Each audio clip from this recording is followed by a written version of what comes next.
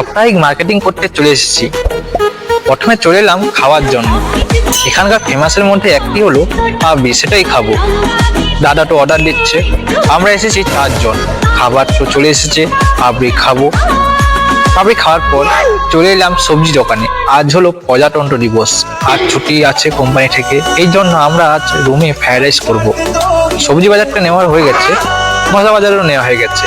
তারপর সবকিছু মার্কেটিং করে চলে এলাম রুমে। তারপর ফ্রাইড রাইসের জন্য আর মাংসের জন্য যা যা লাগবে সব কেটে দিচ্ছি। দাদা তো ফ্রাইড রাইসটি বানাবে। চাল সিদ্ধ করা হয়ে গেছে, ফ্রাইড রাইসটা রেডি হয়ে গেছে। চলো তোমাদের দেখাই। তারপরে মাংস করা স্টার্ট হয়ে গেল। মাংস কষা হয়ে গেছে, মাংস কষা টেস্ট করছি। সব রেডি হয়ে গেছে, খেতে বসে গেছি। খাওয়া হয়ে গেছে, ফ্রাইড রাইস খুব সুন্দর হয়েছে। তো ব্লগ ভিডিওটি কেমন লাগলো আমাকে কমেন্ট করে জানাবে।